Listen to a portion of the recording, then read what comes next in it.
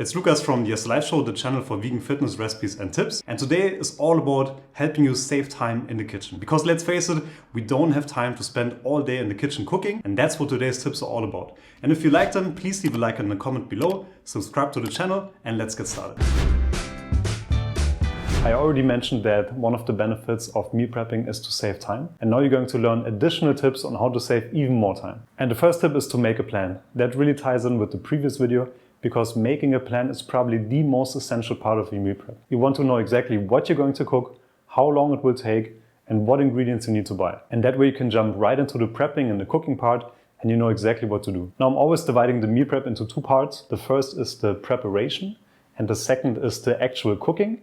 And that's why it's important in your meal plan that you know exactly what ingredients you want to prep, and also afterwards how you want to cook them. So you really decide on what cooking methods you want to use, if you want to steam them, boil them, fry them, if you want to use the oven. And one example to illustrate the importance of making a plan is when you go grocery shopping. There's one example where you go to the supermarket and you have everything written down, you know exactly what you want to buy. And the second example, you just go there and you don't know what to buy and you just run around the supermarket looking for stuff. In the first example, you're going to be a lot more faster and efficient because you know exactly what you need. You're going to be out of the supermarket much faster than when you go in there and wing it. And for vegan meal prep, when you're preparing lentils, rice, chickpeas, you have to soak them in advance because it helps with digestion and to get rid of the anti-nutrients. And that's why a plan comes in really, really handy, because if you know that this week you're going to make chickpeas or lentils or rice, then you know exactly that the night before you have to soak them. And the second tip to save time is mise en place, which is a French term for everything in its place. And it ties in with the first tip, making a plan. Because as I mentioned, the first part of your meal prepping will be spent preparing, and the second part will be spent cooking. So mise en place refers to the preparing part.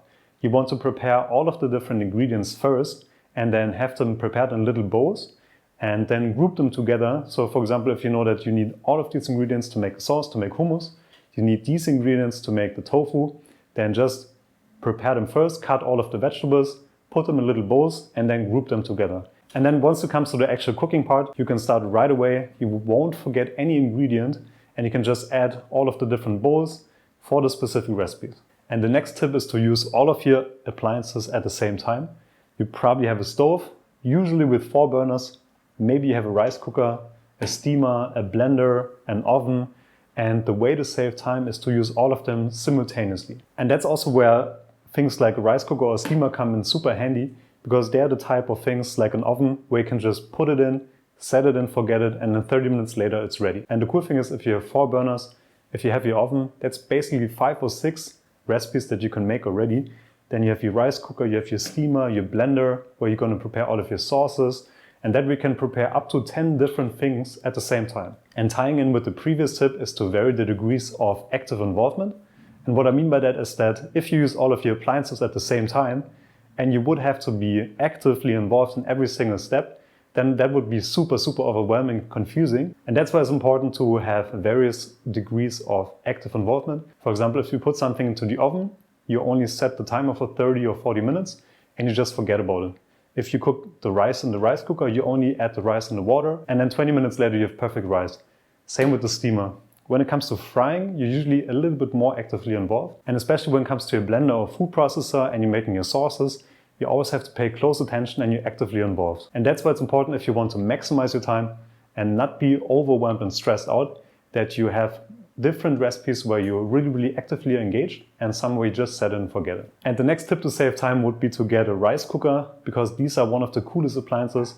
Very, very cheap. You can get them in almost every Asian market or online. And the cool thing about this is, like I said previously, that it's just a set it and forget it type of appliance. You just add the rice, the water, and then it's done. You just press start, and 20 minutes later you have some perfect rice. And the cool thing is, even if you don't want to eat rice, maybe you don't like the taste of rice, you can make some quinoa in there, some buckwheat.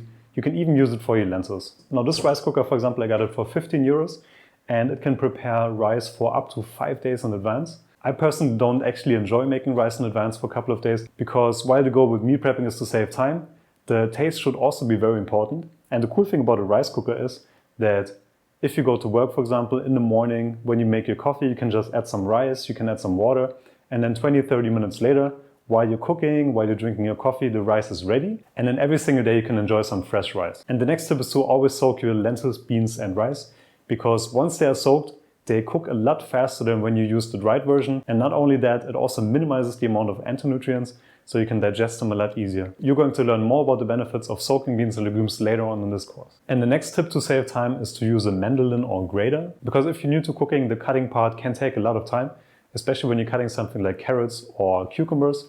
And when you're using a grater or mandolin, it goes a lot faster. Especially if you're like me and you like to prepare a lot of salads during the week, then this really saves you a lot of time.